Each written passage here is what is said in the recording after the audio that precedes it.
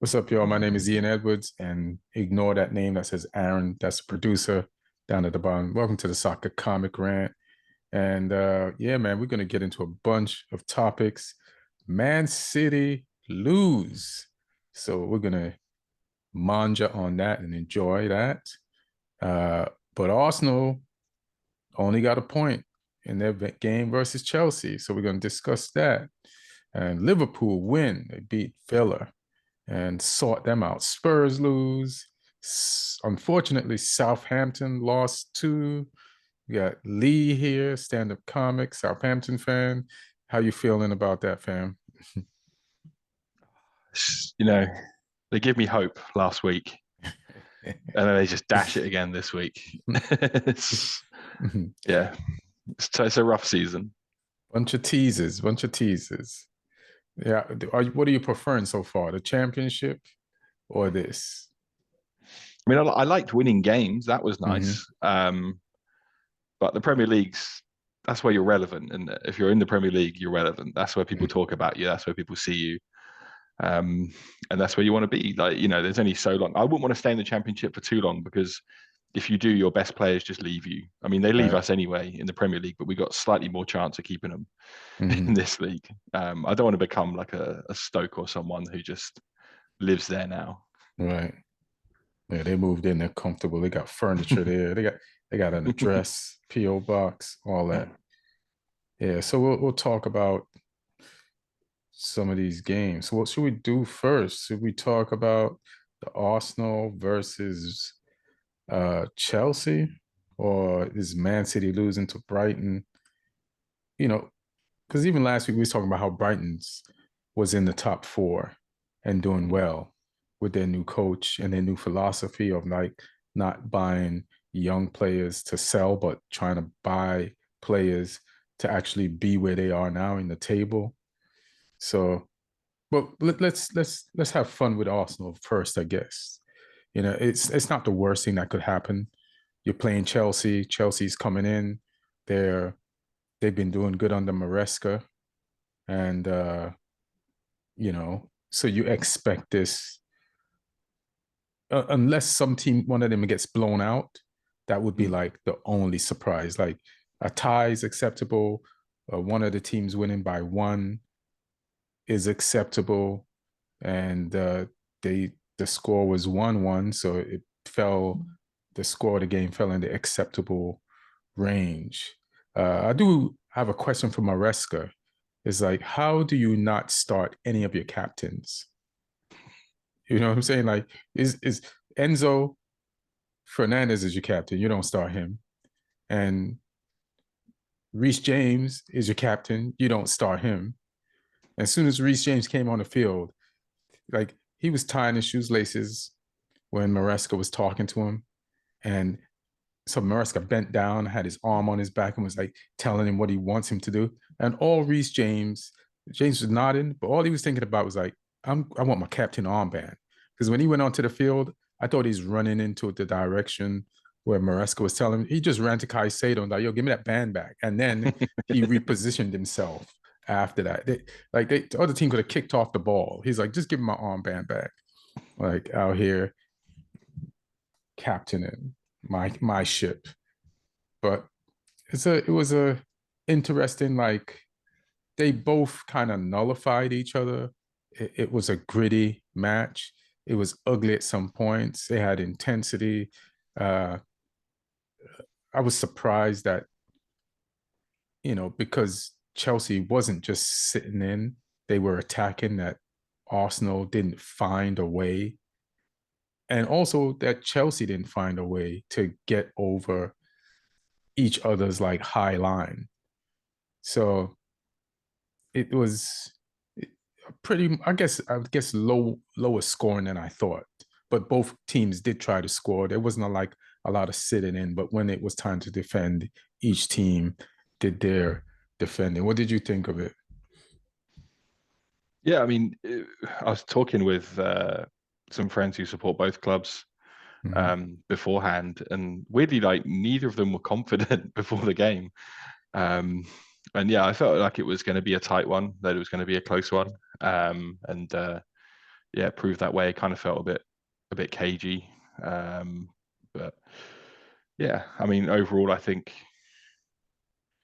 yeah, draw is probably the fair result. Arsenal had that one chance right at the end as well, where the ball got slid across the box and like three players sliding in for it, and no one could make that connection. So that could have been it. But I think Arsenal needed But just to not lose this game as well, given like their recent form and the way that some of their fans are turning. You know, it's like a draw, get away to Chelsea isn't a of course, disaster for them.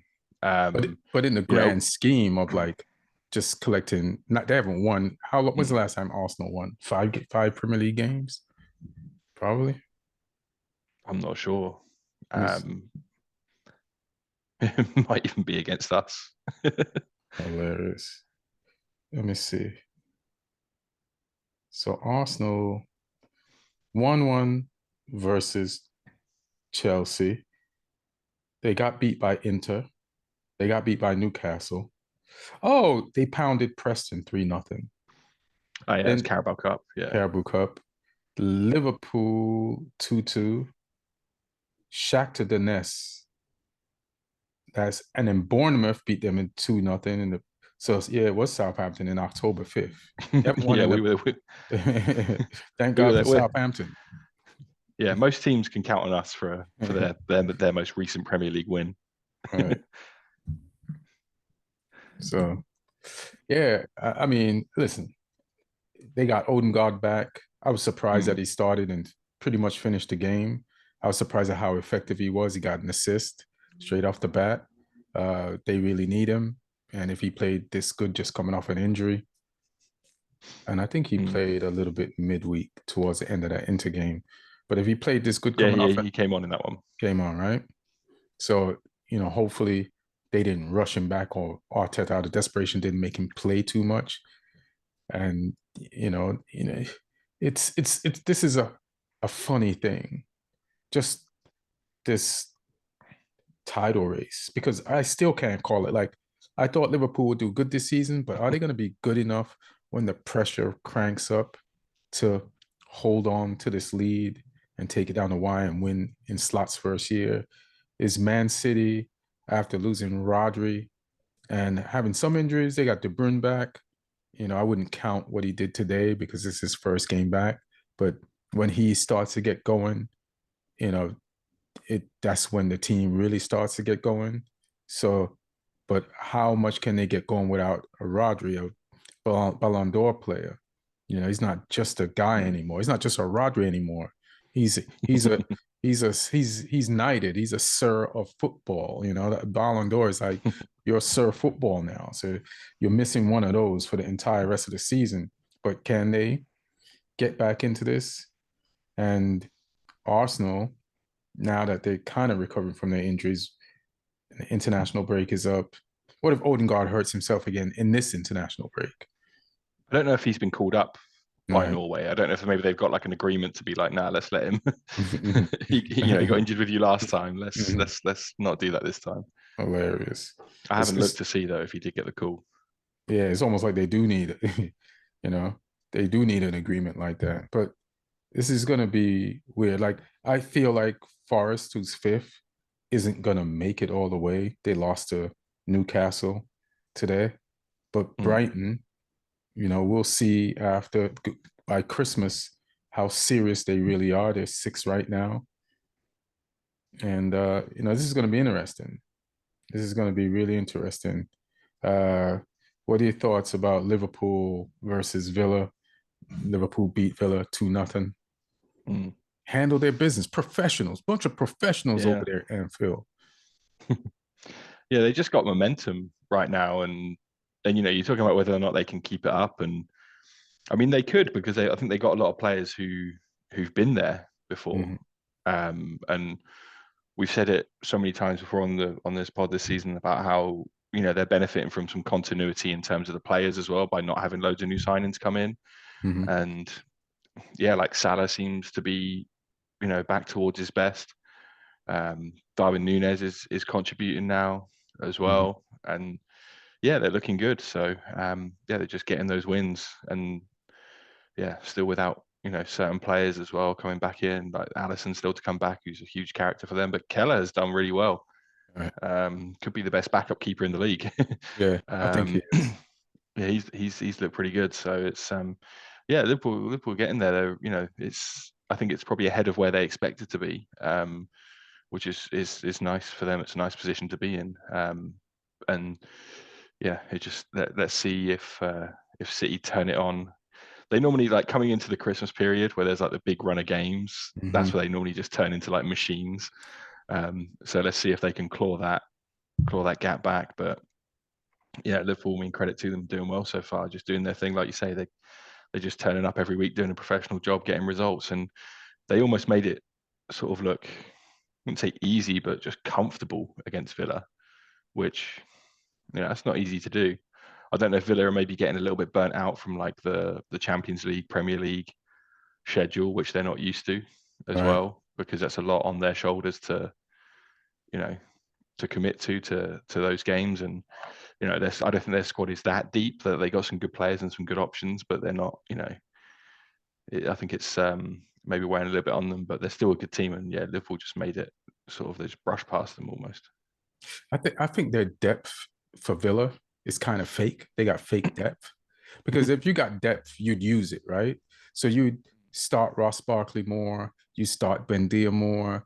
You know what I mean? You would start Yeah, certain players more. I know right Duran. back they're starting Konsa. Like I think they're Mm. forward wise they got depth with Duran and Ollie Watkins, but I feel like right back, it's Matty Cash or Konza, and Konza's really a center back. So Yeah. he just looks awkward out. That's talk about square peg in a round hole in a position on the pitch. Like, hey, bro, you built like center back. Like, if I'm a winger, I'm like, oh, I'm taking this center back who's out of position on. He just kind of feels awkward out there sometimes. So I feel like they have like fake depth, or they have to, since you're kind of losing anyway in some of these matches, play some of those guys and get them into like I trust you shape so that you can Mm. really have this depth that is sitting on your bench. Because sometimes it's just like you want to play the people you're confident in, but sometimes you have to also build confidence and a rapport with other players. And I feel like either Villa buys new players or starts trusting the guys on the bench more. Mm. But Liverpool, we were talking about Liverpool. They have 28 points, man. And that's like 28 points in 11 games.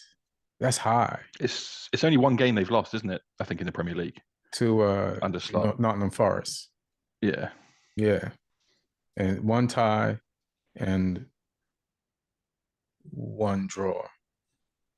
But that's pretty high. That's like I look at that number, it's like there's tables, there's teams at the bottom of the table.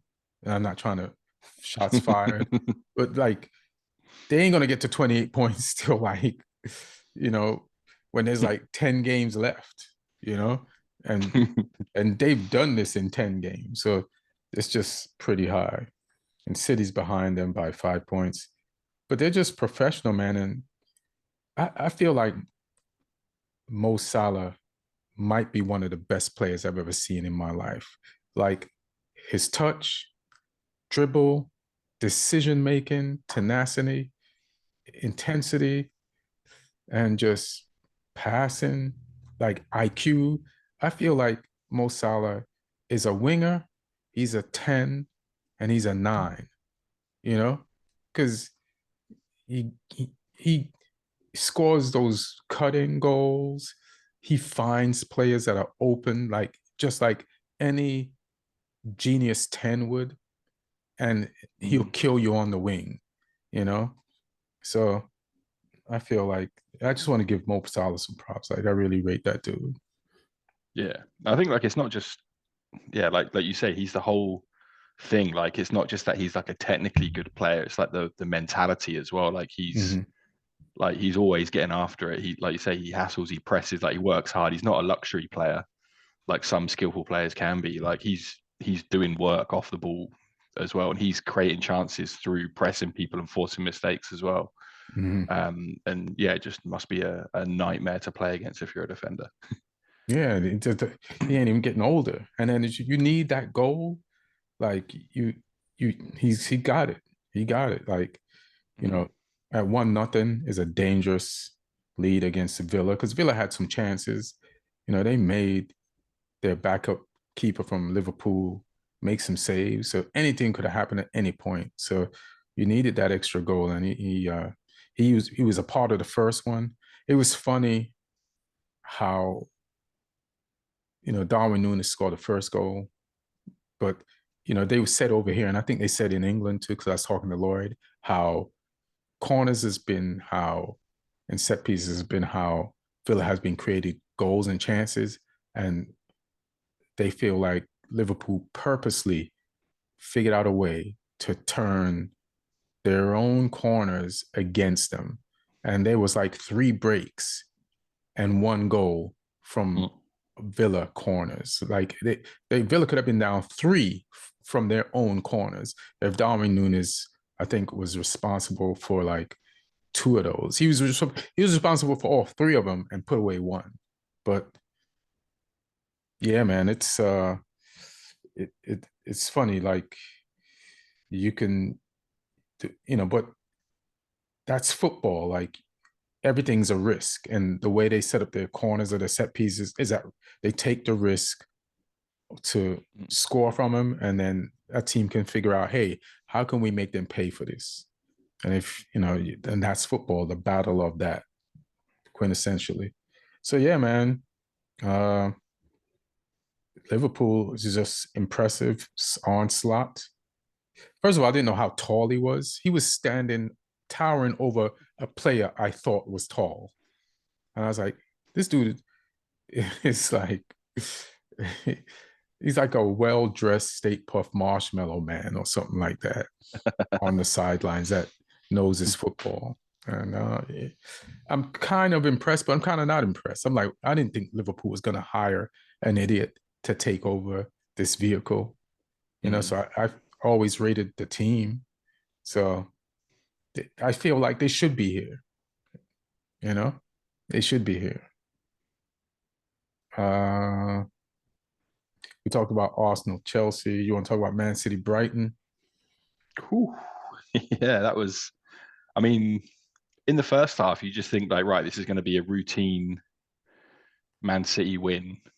Even though they've had to shuffle the team up a little bit. Simpson Pusey's come in, starting his first game in the league. But Haaland gets the goal. Kovacic was running the midfield in that first half, and you're thinking, okay, yeah, this is City got the goal, they're going to win this. And then second half, like Brighton changed things up a little bit. They sort of flipped their midfield from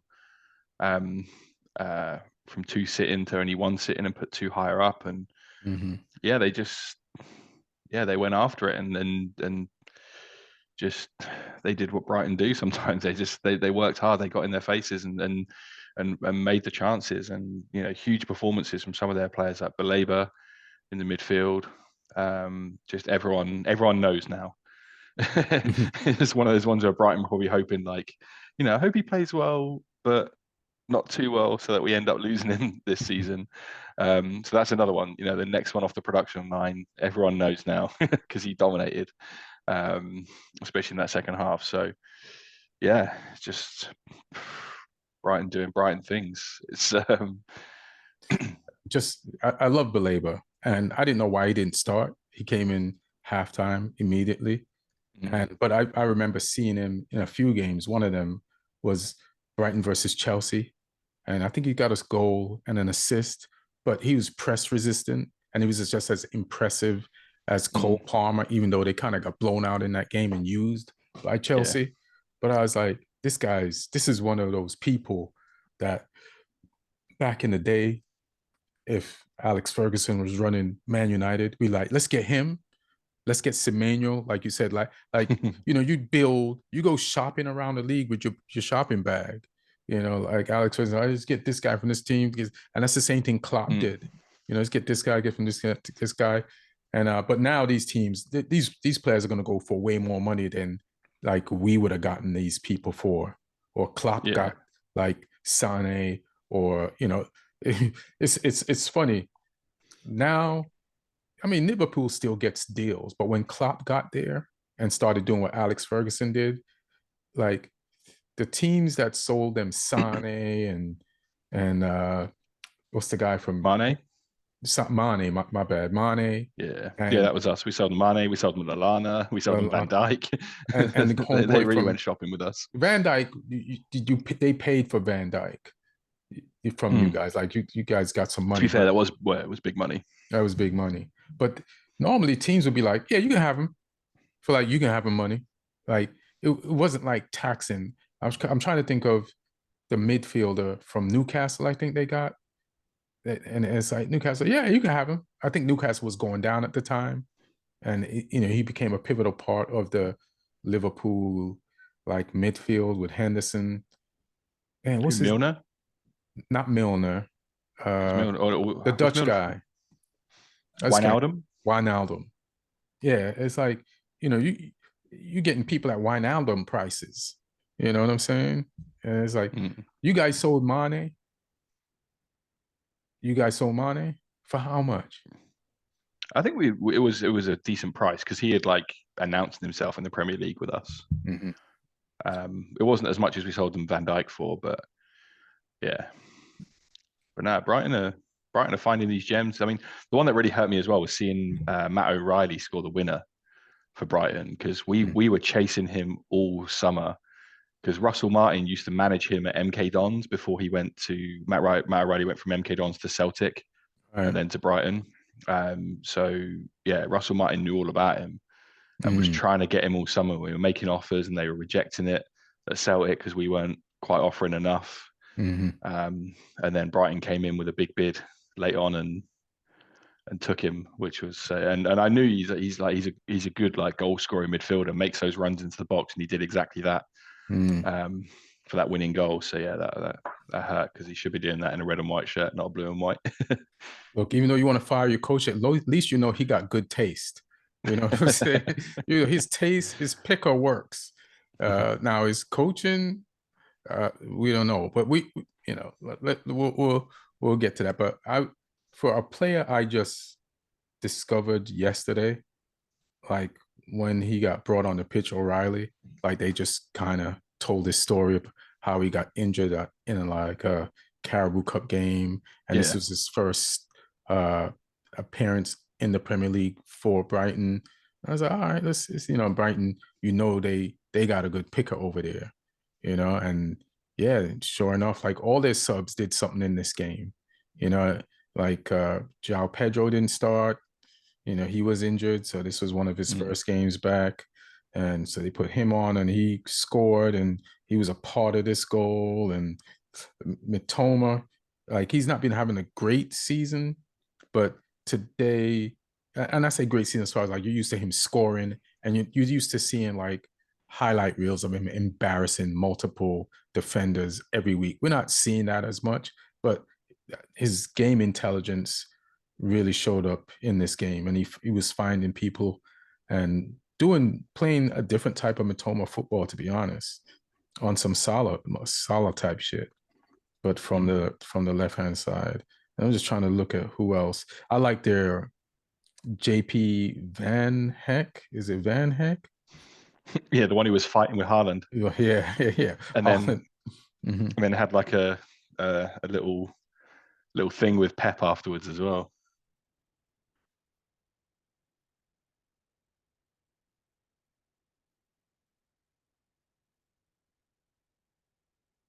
Are you there? Can you hear me? Yep, I got you back. Oh, I don't know what happened there. A yeah. little glitch. Oh, okay. This thing acts up sometimes, man. I think it's my Wi-Fi. I think I got this cheap ass Wi-Fi. For real, for real. Maybe glitch. Oh, it's gone again. You froze on me again. Come back.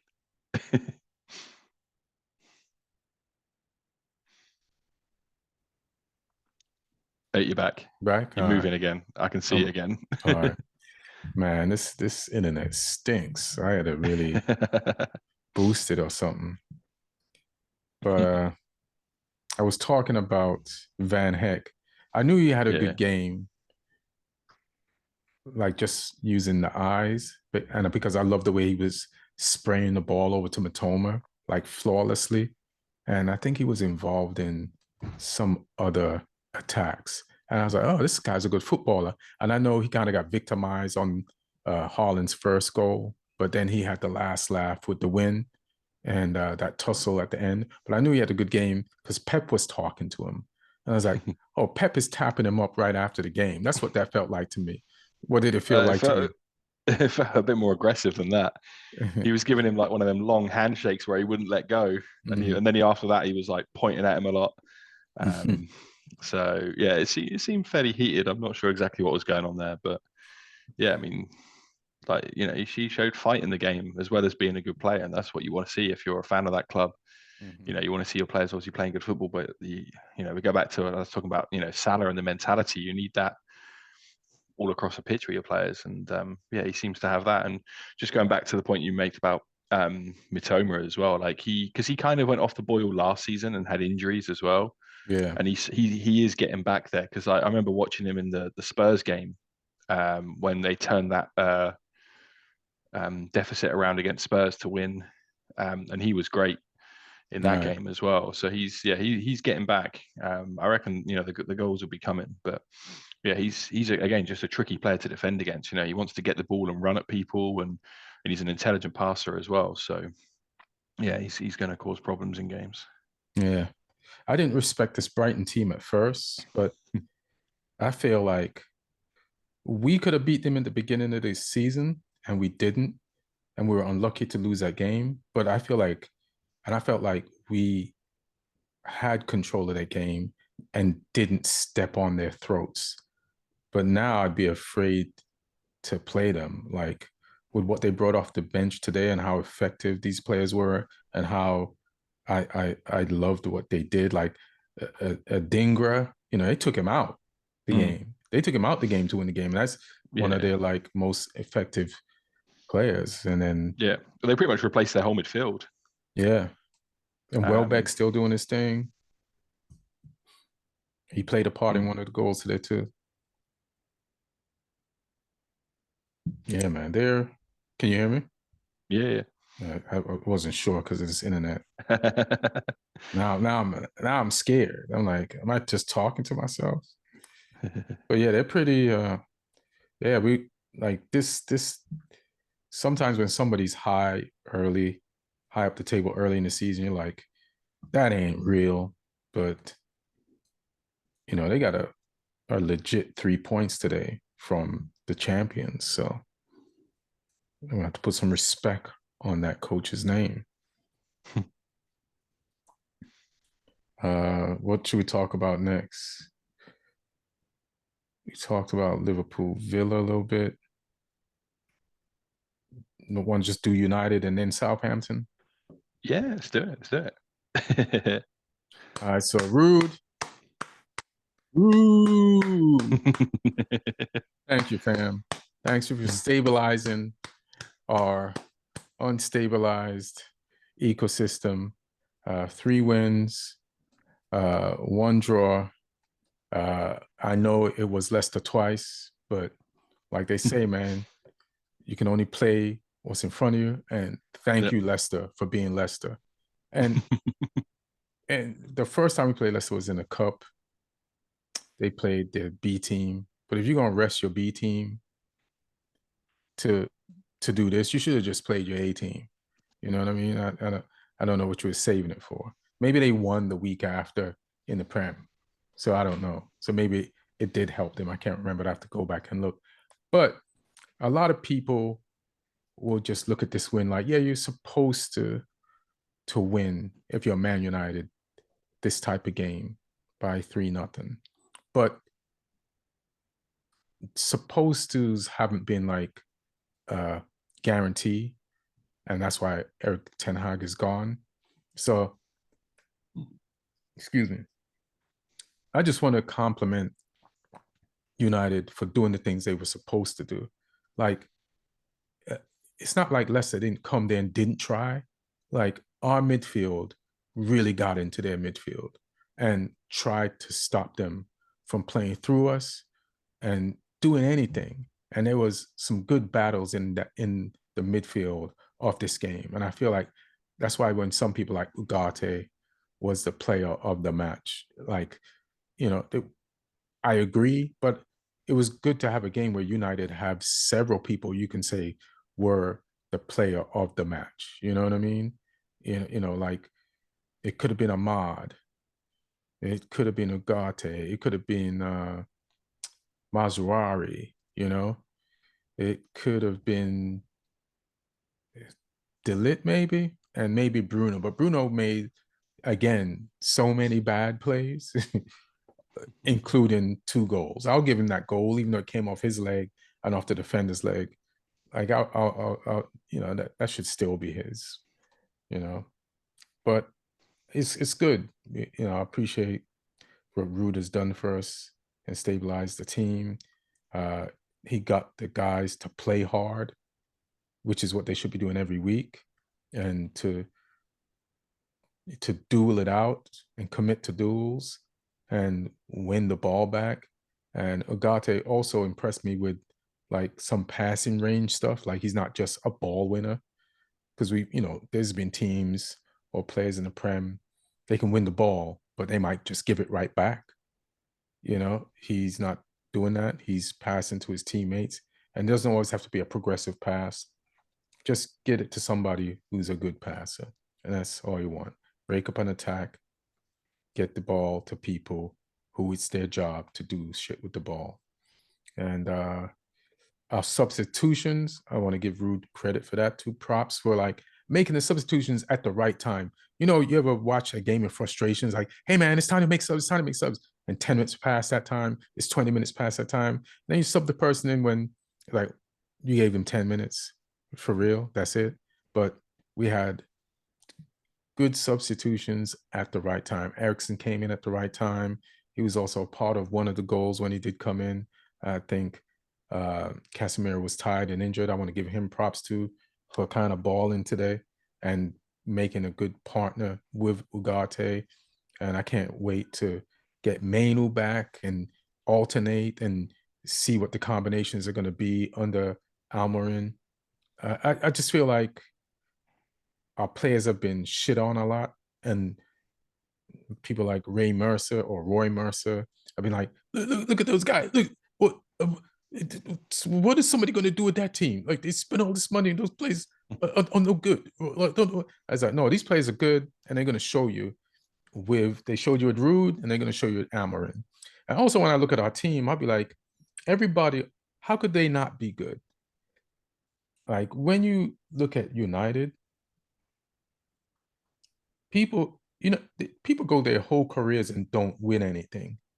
Everybody on our team has won some shit. You know what I mean? Like, so when they say he spent 600 million, they hype it up. They throw in the guarantee money, and they switch it to pounds, or they switch it to dollars because dollars is higher. But listen, Casemiro won some shit. Onana's won some shit. The lot has won some shit. Mazzari, I don't know if he won anything with Bayern, because Bayern didn't win the league last year, but he's played with a bunch of winners. Ugarte won the league in France and cups in Portugal. Rashford, at least the FA Cup, Carling Cup. Fernandez has won shit with us. I don't think Hoyland's won anything. I don't think Diallo's won anything. But Mount has won shit, and we got players on the bench that have won stuff. So I feel like we have enough pedigree, and they're not a bunch of duds. And with a good coach, if they like recommit their lives to Manchester United and football, we could be a problem. So I'm optimistic. I like what we did today. We were fortunate that Vardy wasn't playing because he's a pain in the ass. But everything that Leicester couldn't do today, we stopped them from doing. We played hard, and that's been missing from us. So the fact that we did it, I want to give us props for doing that. I don't know if you have any thoughts on this. Yeah, I mean, I was feeling a United performance today, and I'll Oh tell yeah. you why. Because I put Onana and Fernandez in my fantasy team Damn. during the week. I did that. I made that call. I was like, I'm going to put them in. I'm confident that United are going to dominate against Leicester and get me this win, get me some points. And between them, they got 26 points for me between two of them. Damn. You're Onana got welcome. the clean sheet and some bonus points, and Fernandez obviously got a goal and assist. Could have had another goal, but it was, I think, rightly given as an own goal because that was going off his thigh and going out for a corner if that defender didn't run into it. But yeah, I mean, just like you say, just United looking like a football team again almost, Yeah. and just making it fairly comfortable. And then there's a couple of times Onana did get called into action, had to make decent saves. But for the most part, yeah, just you guys did your thing. I thought it was quite interesting what Fernandez was saying about Garnacho at the end, when Garnacho scored that goal and didn't really celebrate that much. And then Fernandez was saying like, because he has been affected by fans criticizing him and stuff. Oh, okay. Which I can understand. I don't know if you saw the video of like a fan getting in his face and criticizing him, like literally with their phone right up to him. Fans are kind of like out of pocket. It's like these people are, you know how many games this kid played last year? It's like, if you're a fan, was it a young fan or like Yeah, I think so. Well, a young fan might not understand, but it's a lot of games for a kid. No backup last year, just him always playing. He played too much, and it's just too much for a young kid. And it's like fans need to chill sometimes. Like I love them; they bring atmosphere to the game, but yeah, you don't want to. Marcus Rashford is already turned off from the project. You can tell by the way he plays. And it's not even by the way he plays. You can tell by the way Ahmad plays. Ahmad plays like he was born in Manchester and has a Mancunian accent. And Rashford is like, yeah, man, I'm just here on loan, Like they gave me some money to come through and play for this team in red. Like I feel like even he's affected by some of the things, but listen, man, just play hard. How about that? Could you just play hard? If you play hard and make mistakes, I'm sure everything will be better. But if you don't play hard and you make mistakes, and we could see there's some hesitation, like the goal that Ahmad scored midweek, like that's playing hard, like determination. Like the defender has the ball, it's in the air, and he's like, he does not have a right to that ball. I have a right to that thing too. And let me challenge for it. And it's like, even today, we had you know why Bruno scored that goal? Because off a corner, the same situation, and the opposition player had the ball, Ahmad challenged for it. And that ball and got it. And then I think it got tackled out of bounds.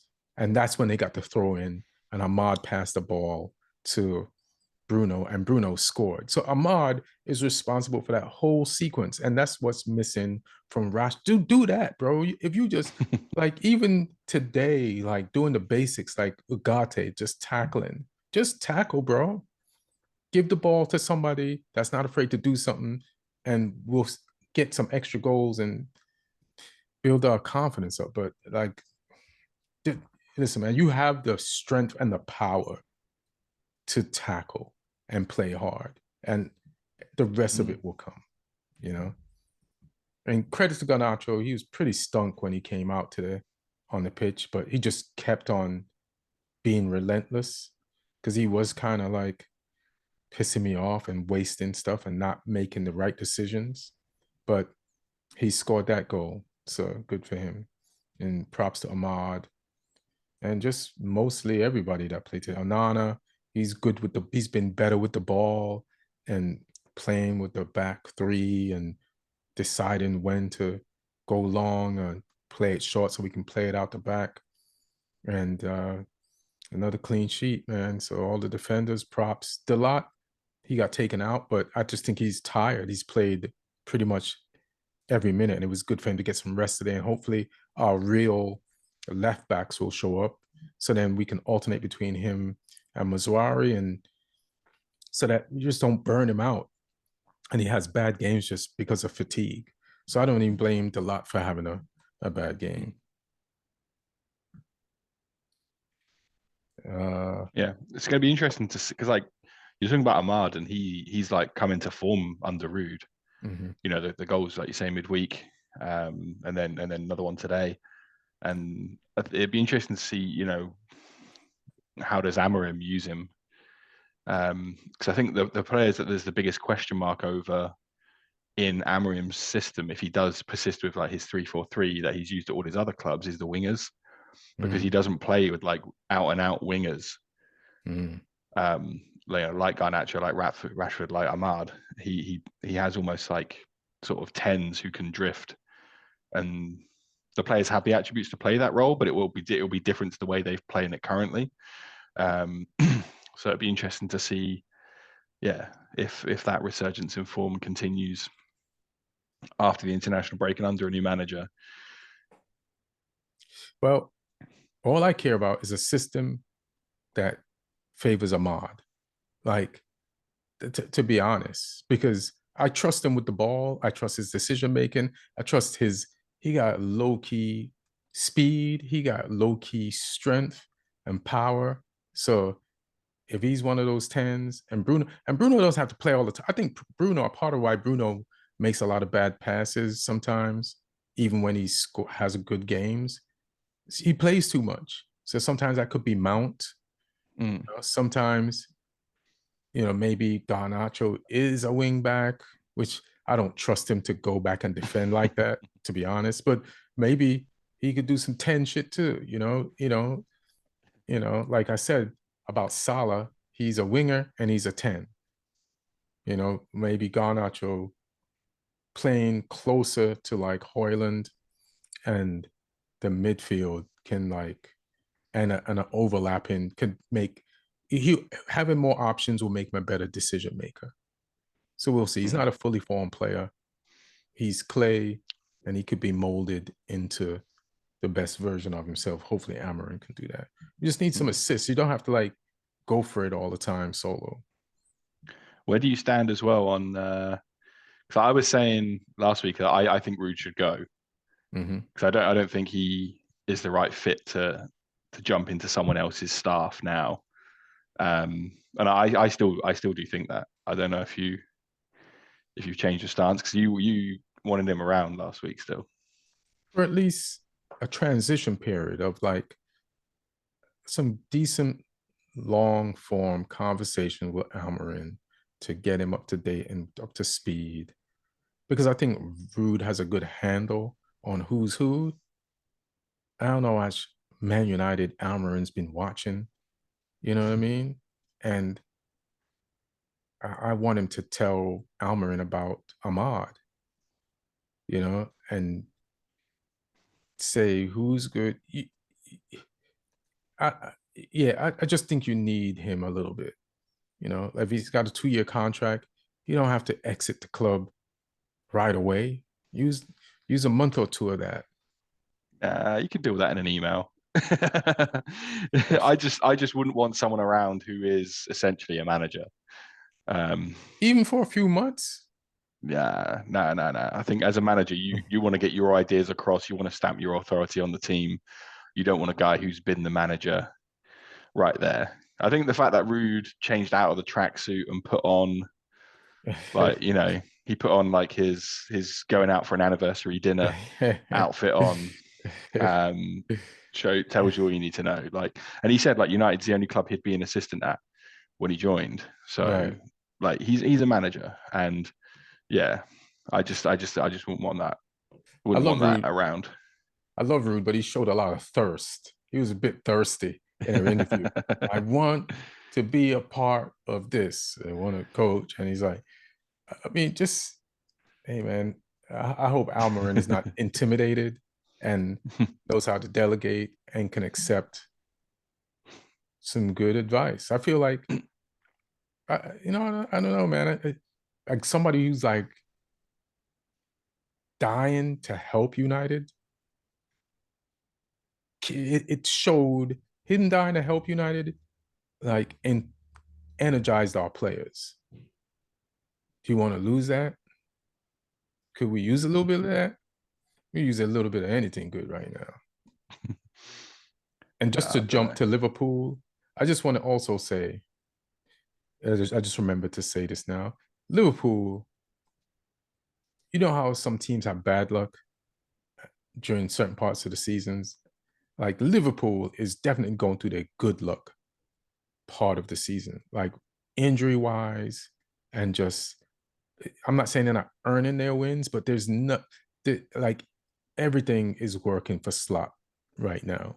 Mm. Results, calls, and lack of injuries. Like, let's see what happens when a Van Dijk goes down or a major player, which they have backup for. But let's see what Mm. happens. But I've seen a quote from Amarim about Van Nistelrooy as well from today, oh yeah, where he said he's a legend of the club. He did a great job. I have to talk with him tomorrow, and then I'll explain everything.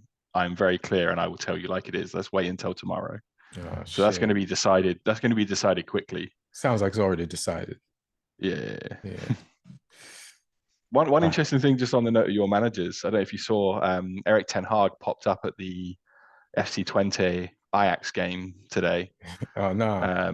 Because like he played FC20 was like the club he played the most for as a player, and obviously Mm-hmm. Ajax are his old club. So yeah, that was his first like public sighting Mm.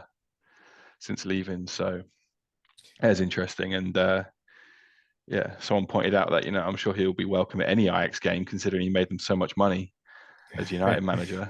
I know that's messed up. I saw that video of Eric Ten Hag returning to Ajax after buying all their players and getting all that money from Man United. Yeah. And how they welcomed him back like it was the Jack returning to the Titanic. But yeah, hey man, it is what it is. Good for him. I'm glad he's out, and I'm sure he's going to be a success somewhere. But I'm sure we'll be successful and we'll do fine. You want to tell us about that Southampton, and then we could go in on Tottenham, No, and then losing no, to I don't. Ipswich. You don't, but it's the only way to get to trashing Tottenham. So that's you know what No, no, happened, it's bro. we just weren't good. We conceded a goal after like a couple of minutes, um, and that goal was bad. Like their first goal, like the Mm-hmm. balls bounced around him, like sort of out near the wing. Like they've tried to play forward, we blocked it, and then they picked the ball up, and then there was just like this gap Mm-hmm. between two of our centre backs that was like so huge, and they just ran for it. Um, and yeah, just poor.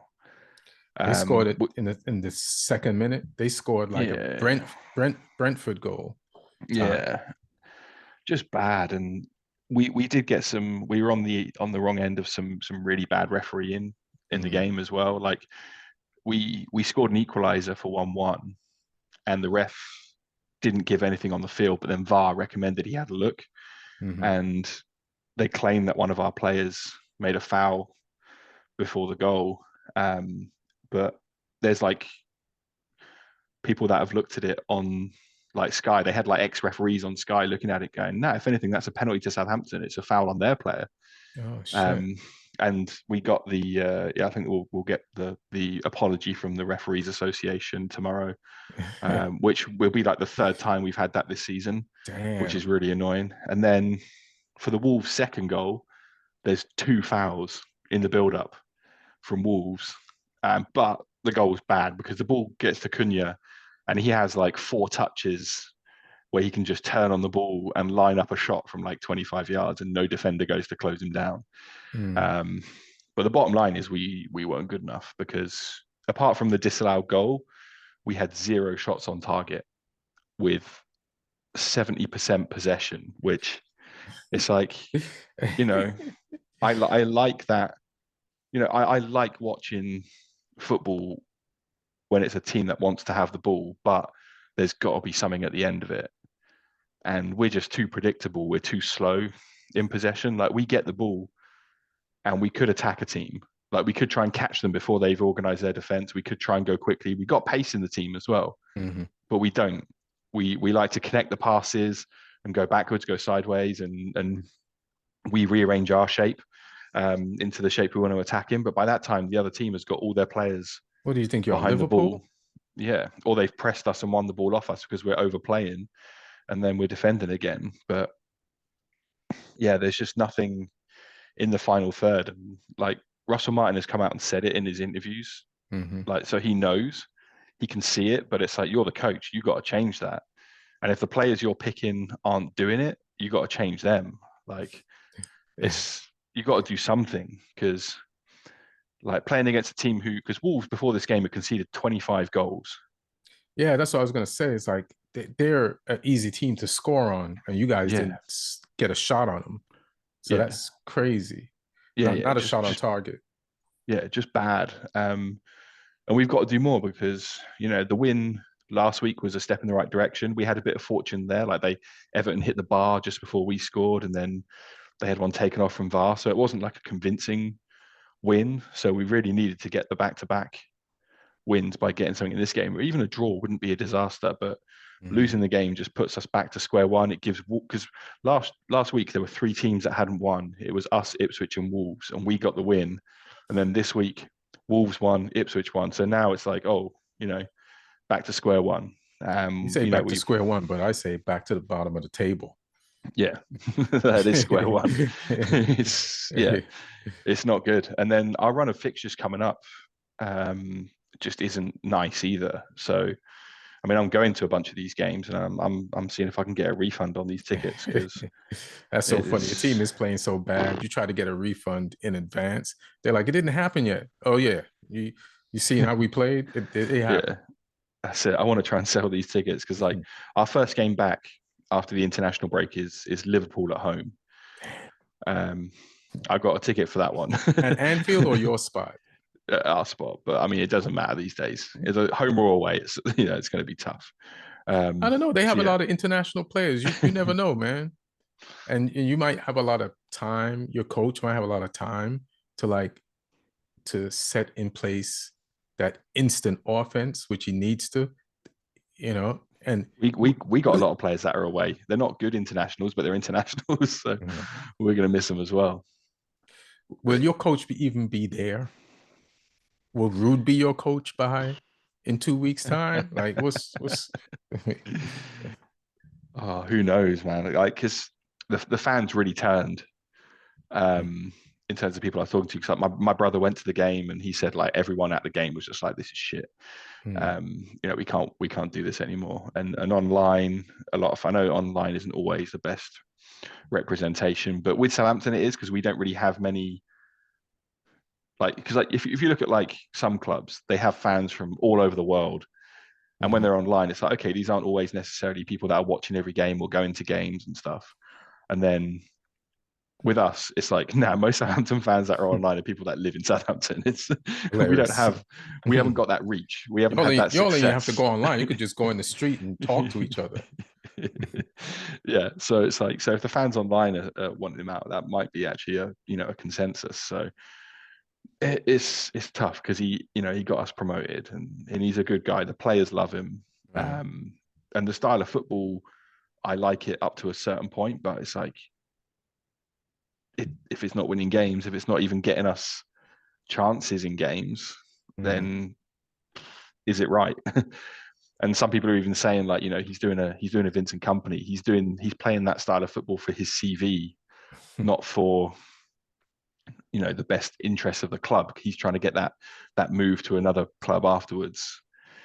Once we do get relegated, I don't think he's going to go to a Bayern, but yeah, man, it's rough, because this run of games after we come back. So the 3 games after the international break: Liverpool at home, Brighton away, Chelsea at home, and then we got a bunch of nobodies. Then we got Villa away. Right, that's tough. Then we got Spurs at home. Jesus Christ. Just fire him now, bro.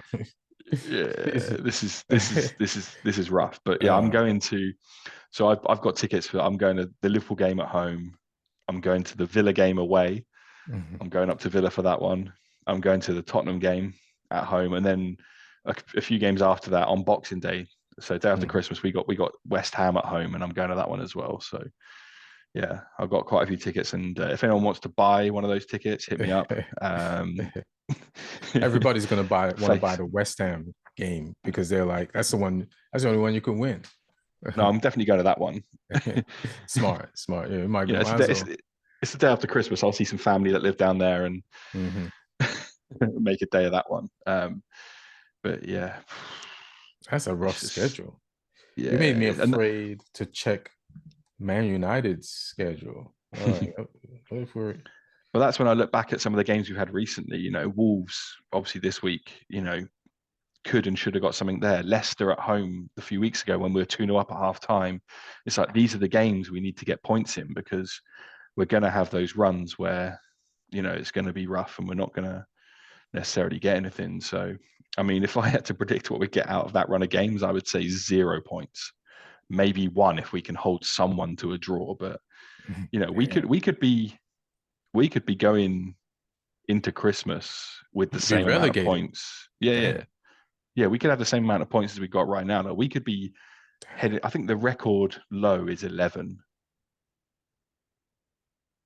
and how much you got now? We're on 4. For real? And wasn't that 11? Didn't you guys set that 11 record? No. That was like No. Derby or someone. I think Derby or Sunderland. I think it was Derby. So yeah, we're on 4.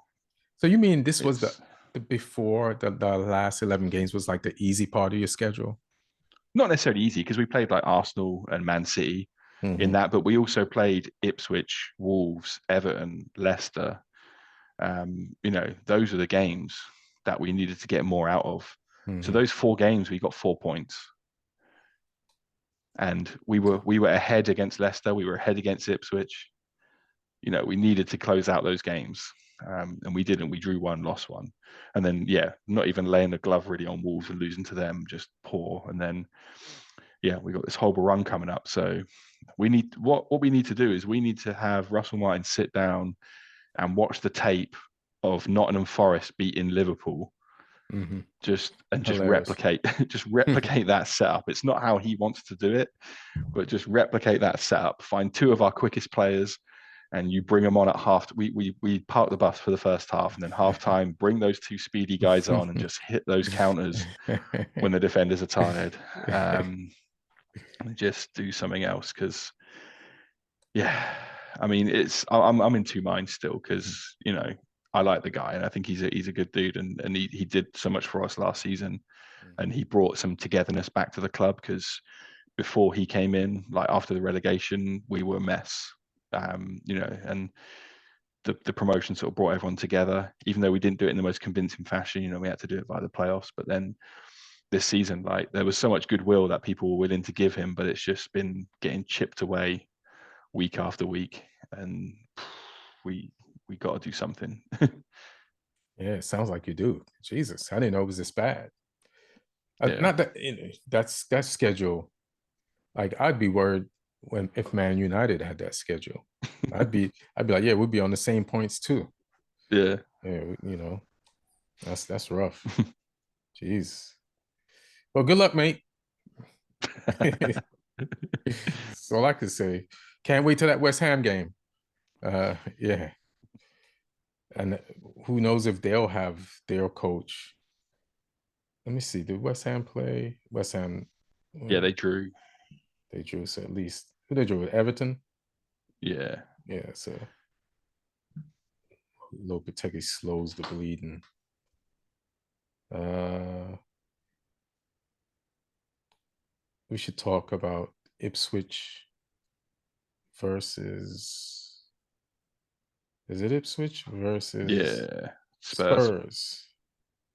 And in Ipswich, like Ipswich, you think Tottenham fans, like I know you pissed you lost to Ipswich, but if you saw Ipswich play Liverpool first game of the season you would know that they're tenacious, they're intense, they got some good footballers, they're well coached, and that some shit like this could happen to you. Like, don't be like looking at Ipswich like, how did these guys at the bottom get us? Like, Ipswich has had 5 ties and 5 losses. And some of those losses were from winning positions. So they're always in it. They're always putting in good performances. But because they just came from the championship, you know, the teams with more experience in the Premier League have that experience and edge. But the more they play, the more they learn the Prem, the more confidence they get. It's not like they've been beaten all over the place. They know some of those 1 points that they got from games should have been 3. So, yeah, they're not going to be afraid to go to Spurs and see if they can make Spurs look Spursy, which they did. So, hats off to Karen McKenna, any ex-Man United coach that takes points off Tottenham and beats them. I'm down for, and a lot of gutty and hardcore performances from some of their players, not giving up, and just, even though they didn't have possession like that, they just worked hard, and they scored 2 of their 3 shots on goal, and they defended well because, you know, Spurs had a lot of possession. They had 17 shots, but only 5 on goal. And Spurs, they have a limited amount of scorers, you know? And sometimes those limited scorers, they ain't scoring that day. And Solanke scored one, but it was a handball. Bentancur scored that counted. But, you know, like, Timo Werner had some chances. I don't know what to say about Timo Werner, fam. It's like, I don't want to like I'm not going to go in hard on him, but he's just, the finishing is just non-existent. He scored one, I think, last week or something like that. So overdue. Like, you get that many chances, you're going to score one. But Son setting up, he can do everything except put the ball in the back of the net. Everything. Everything. Except the main part of his job. If he played for Chelsea, Neil would hate him. He would just hate the shorts off this guy. So, yeah, Spurs, this is who Spurs is. They need finishers. I don't know where they're gonna get them from. I feel like Solanke and the kid, let me see the kid's name, are gonna get better. I feel like they'll have a better second half of the season than they will the first half. Like, Solanke is still getting comfortable. He needs to get more comfortable. Brandon Johnson needs to get more comfortable. He's young, you know? And Solanke is his biggest team he's ever played for besides, I think, Liverpool, but now he's more ready. And so, you know, they just like, one of the goals was a straight counter. You know, they go so hard to get their goals, they leave themselves. One of them was just touches by dudes in pink. I don't know why Switch was wearing pink, but that's what they had on. It's just touches by guys in pink all the way up the pitch, cross the ball, cross the goal mouth, the lap, like that, the determination and intensity, taps it in off a diagonal. It was going to go in anyway. But, you know, Spurs die the way they live. And Martin, your team lost, bro. And there's nothing more fun than possibly Arsenal losing than this, and Man City losing. You know what? I had a good week. I gotta admit it. United won, Man City lost, Spurs lost, Arsenal dropped points. This is a good week for me. How'd you feel about Spurs? Just, it must be. I mean, you know, I'm suffering as a Southampton fan, but you know, we have a certain level of expectation. Spurs fans have a different level of expectation, and you know, I think on the previous podcast the other week I called them bipolar FC, and that's what they are, because they go and they're beating Man City, they beat Villa, like they trashed Villa, and then They beat us, yeah, United.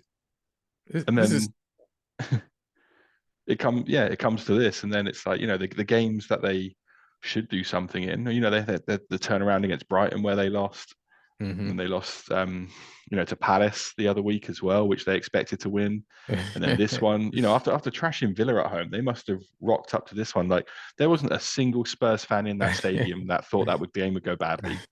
I'm sure of it. And yeah, just Ipswich did them. And like you say, Ipswich, they're a really hard team to play against because they're tenacious, like you say. They're well coached, like you say. Mm-hmm. They're just an awkward team, and they'll if any team that beats Ipswich has usually had to earn it, and they're just they're a tough team, and yeah, I mean yes, but Spurs have got Man City in the league next, So so this 3 points. they'll go win that. Yeah, bipolar FC, like I say, they're up, they're down. It's it's so crazy, and Split personality FC. I was enjoying though listening to TalkSport Mm-hmm. after that game and just hearing Spurs fans raging. One of them called up and called the manager Ange not got a clue, which I was like, wow, beautiful. Let's hear more of that. So yeah, angry Spurs fans made my weekend a little bit brighter. Hilarious. Yeah, and I gotta dive into that. I didn't get a chance because I was just watching some of the highlights. Sometimes I watch the games, and sometimes I'm tired in the morning, and then by Sunday, I'm like, what happened in that game? So before the podcast, I'd be like, let me watch the actual highlights. And then also I was like gorging myself on like a Man United channel, like people's review of the games and just the happiness of the win. But yeah, I gotta, maybe I'll go to the gym tonight and listen to some unhappy Spurs fans and really enjoy myself. You know what I mean? That's some dessert right there after a weekend of games. But yeah. And then anything else of note we should discuss about this week games? I mean, the most entertaining game I thought was Brentford Bournemouth. I should have watched that game. It was just like two boxers just trading punches. They were going at it, and yeah, that one was fun to watch. And Newcastle Forest today was fun to watch as well. Yeah, Especially that second half. Because obviously, yeah, Murillo gave Forest the lead, but then Newcastle just came racing back in that second half. yeah. I wanted to watch that game, but it was on the same time as the United game. But on Saturday, when the Brentford Bournemouth game was on, I was like, which game do I watch? Because everything was at the same time. But then I just chose to watch the Man City Brighton game. It's like it was the, what was, let me see. What is on at the same time? What did I watch? Yeah, I think I chose to watch the Brighton, but that doesn't feel right because I feel like they were. Was that at the same time? Do you think Brighton Man City was at the same time as Brentford Bournemouth? I think so. Let's just say it was, and I chose to watch that. Now, Man City Brighton was that was the late kickoff on the Saturday, or the later Villa Liverpool was the late one. So what the hell did I? So did Brighton Man City kick off the same time as Crystal Palace Fulham? Nah, Brighton Man City was the only game on, and at that time. So Brentford, Bournemouth, Palace, Fulham, Wolves, us, and West Ham, Everton were all on at the same time. I think I watched the Fulham game because that was on USA, and Fulham 1-2-0. Palace, they might not have a coach. Rude might be their coach in 2 weeks. Like, listen, man, you guys better grab Rude fast because he's in demand. You know what I mean? He's got a high Man United win percentage, and there's some teams, Crystal Palace, Southampton, Lopetegui, West Ham. There might be some teams. Nah, you know? I don't want Ollie Solskjaer version 2. Whoa, that's disrespectful, bro. This guy played for Real Madrid, fam. never fall for an interim manager. That's the Nobody. That's the He thing. coached in the Dutch league and he won some shit. You know, Yes, Ollie Solskjaer won some shit in Norway with Mulder. nobody, no, nobody ever mentions that league. All right, it's the Dutch league. Yes, Onslaught from the Dutch league doing Yeah, fine. Ten Hag was from the Dutch league too. Won 2 trophies. You don't like trophies? Oh. Just going back to Fulham quickly though, shout out to Emile Mhm. Smith Rowe. He had a really great game this week. Oh yeah. He's really found his feet at Fulham, and super sub Harry Wilson as well. We got to because I Oh think yeah. we that game came after the pod last week, the midweek game of Yes. the one against Wolves. Hmm. I think it was. Was it Wolves? I No, think it was. Brentford. No, it's against Brentford where he came off the bench and scored two Yeah. in the last minute. Yeah, and he scored two in the last or off the bench in this one, but one got chalked off. Right. Well, one of those in that game, the first one, the equalizer, if that was an impossible goal if Ronaldo scored it, and The flick off the heel. Harry Wilson did that. You know what I'm saying? Is it Harry Yeah, Wilson? yeah, So yeah, that yeah. that was pretty crazy. Like the second one I get, but the mathematics on that first goal on Monday, I Mm. I don't even understand how that happened. So and like, how could you mean to do that? You know what I mean? But that went in, tied the game, and then he got the win. And then, like you said, this game he sealed it up, put the nail in the coffin. But Smith Rowe, you're right, doing his thing. And somebody brought this question up because when Arsenal is lacking like somebody to replace Odegaard, like should they have kept Smith Rowe? You know what I mean? Could Mm. he, of all the people that they got rid of, and for some of all the people Arteta alienated for some reason, like he just never gave Smith Rowe no Yeah. run. It was just weird, you know, especially since Saka and Smith Rowe and what's his name, Henry, the he was the left back. Those were the three core players that Arteta could count on when Arsenal started to turn it around. And then he just got Odegaard and then froze Smith Rowe out. But yeah, Yeah. Oh, he had some injury problems as well. But yeah, I mean, I think he one of them players that needed to leave though. Like I said, Nketiah needed to leave as well.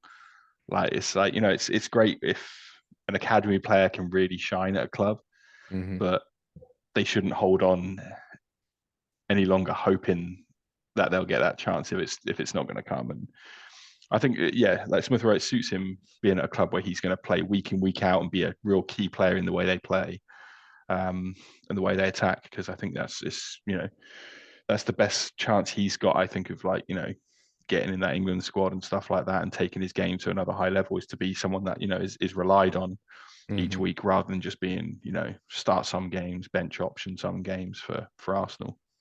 All right. I believe in him, and they're seventh, and maybe in a few weeks they'll pass Arsenal in the table on Arsenal's way down. You know what I'm saying? So Smith Rowe will be like, "Yeah, I'm glad I left Arsenal. I'm above them in the table." Uh, Also, the Newcastle uh, Forest game. I wanted to watch that too, but I knew this. Nottingham's so far up the table; they're doing well. Newcastle's like, "Hey man, you're in my spot in the table," and Forest took the lead, like you said. But Newcastle's quality came through. It's a good win for them on the road, especially against Forest when they score first. It's hard to score an equalizer, much less three other goals. So I give him props for that. You want to do fantasy league, Yeah, let's get into or it. you want to talk MLS first and Messi? Oh yeah, we can get into MLS actually. That was oh it's there are some angry people I think at MLS headquarters and Apple TV headquarters after this result. Yeah, Atlanta dumping Miami FC. I think Atlanta they finished apparently like 30 points or something behind Miami in the regular Wow. season. Um, which is it's craziness. Let me have a look. I can see here. So Atlanta finished in like the lowest spot that you can finish. They were in like the sort of the play-in game Damn. against Montreal. So they finished 9th and Miami finished 1st. 34 points was the difference in the regular season. So Atlanta finished on 40 points and Miami finished on 74. That's crazy. And yeah, they lost this little series. Because How many it's a game series was it? 3 games, Right. and it only goes to game 3 if the first 2, if there's not a 2-0 sort of result. So yeah, so the first game was 2-1 to Miami. Second game was 2-1 to Atlanta, so it went to the decider. Oh. And yeah, 3-2 to Atlanta in this one. And So this whole third game was just a long penalty shootout, basically. yeah, It's just pretty a much. penalty shootout. Like, yeah. Yeah, and when Messi scored one, to sort of bring it back to 2-2, and then Atlanta turned it around, got the 3-2. Some fights going on as well, and they're trying to get the ball out the back of the goal at one point. Yeah, because the player from the dude from Miami, mean as shit, shoved poor Campagna, old brute Guzman in the. First of all, I didn't know Guzman been playing football since the days when wrestlers used to wrap their knees with bandages. Like that's how far back he goes. I didn't even know he was still in the league. Is this the Guzman that used to keep playing for the Premier League? Yeah. How old is he, bro? He's got to be getting on a bit. I think who did he play for? He played for like Villa, Middlesbrough, I think, Something like that. as He had a well. good run. He might have played for Everton. No, that was Howard. I think he played for Everton. Played for Villa, Hull, and Middlesbrough. Yeah. All right, cool. But he's 40. Yeah, I figured he'd be at least He's 40. older than me. I like that because Yeah. that makes me not feel too bad. So hilarious. I knew he was old. I'm like, this is like you have this old Barcelona squad, and then you see Guzman, and you're like, he's from back in those days. Like he's old, and some young kid shoves him in the back of the net. So, and what's his name was taunting him, Suarez. But then Suarez, now you go home, bro. You know, you and Miami won something this year. What did they win? Is that the Supporters Shield? Is that what they call Yeah, it? because they finished top of the regular season in the East. And and but the main thing to win is the playoffs and the MLS Cup, right? The league. So did Tata Martinez fail again with Messi? Because he Yeah. failed with him at Barca. He failed with Yeah. him in Argentina when he coached Argentina. And now in the MLS, like Tata and Messi can't win together unless you want to count this MLS Cup. This supporters, I think they call it a supporters shield, like for the win having the most wins, but it doesn't. It's like the pennant in baseball.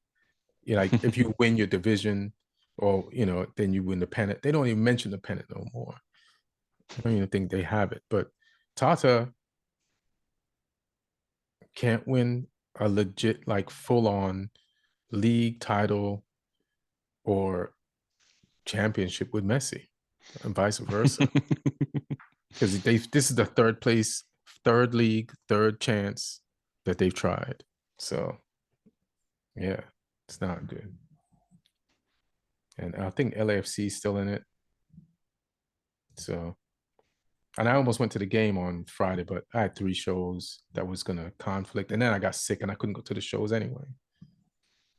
Yeah, let me have a look. I'm just having a look at the playoff bracket to see who's where.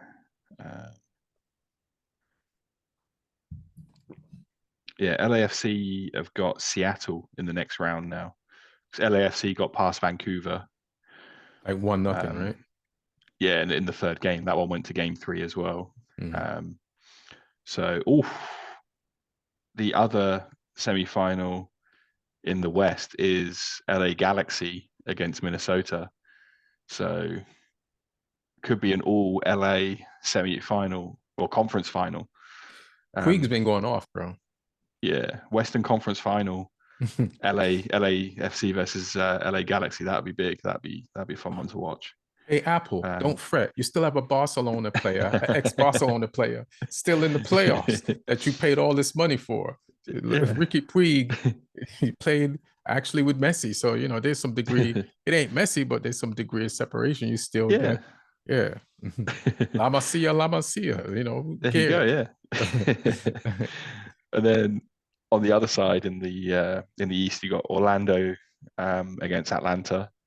And then the other game in the East is the New York derby, the Red Bull against NYCFC.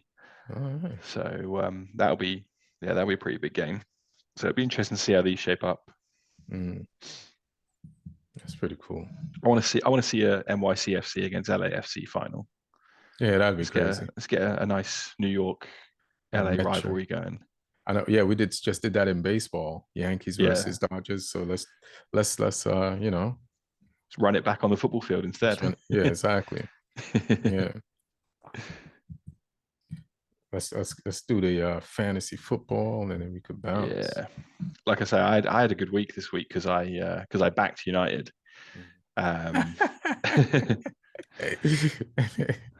With my Bruno and Onana picks. My defenders did okay, even though they conceded goals. Like I had Pedro Porro for Spurs, and he got an assist, even though they conceded 2. And I had Murillo for Forest, who got a goal, even though they conceded 3. So they got me some points. And Bumo got me some points. Haaland, I captained him. He scored, I guess. So he got me some. I had some other players that did nothing. Like Semenyo did nothing this week. Palmer did nothing this week. Watkins did nothing this week. But I jumped up a few places. I got more points than Martin again, so that makes me happy. I got 61. He got 46. So I've extended. Boo, Martin. Boo. I've extended my lead over Martin. Martin's big pick this week was Smith Rowe, though. He got him quite a few points, but not as many points as Bruno Fernandes got me. So top 3 is still the same though. Brian Avina, he's staying consistent. He's still top. Ahmad Zekri still second. Joey Duda still third. One of the big jumpers this week, though, he got the most points I think out of anyone this week. He got second most points. Is Jose Stable. He's up to 4th. He leapfrogged 2 other people because he captained Salah. He had Smith Rowe. He had Mbumo. He had Haaland. He had Onana. He had Ait-Nouri from Wolves, and obviously we gave them probably their first clean sheet of the season. Yeah, you probably did because they've been leaking. Yeah, if you want clean sheets, if you want clean sheets in fantasy football, just look who Southampton are playing next, and we'll probably sort you out. Use that defense, yeah. Yeah, so that's how that's looking right now. All right, dope. So then we have international break. England plays Greece, and I forgot somebody else. Lee Carsley's last time in charge. We got Republic of Ireland. His final game is going to be Republic of Ireland, which is quite fitting. Yeah. But yeah, we had a couple of call-ups. Ramsdale and Harwood Bellis both got called up. Kazi's probably trying to reverse that now after watching the Wolves game. He'd be like, can I get these guys back out? Although it was Dean Henderson was who Ramsdale replaced. No, not Henderson. I think he replaced Pope actually. But Henderson had a bad game for Palace. So English goalkeeping is not in a great state right now. Although actually, I don't really like the guy, but Pickford, credit to him, made some amazing saves against West Ham. Right. Some really big saves. So yeah, those guys are in there. But yeah, they're 2 games. I mean, England, there's a bit of pressure on them because it's Nations League. There's a bit of pressure on them to beat Greece because obviously we messed that game up. Right. First time around against them at Wembley the other week.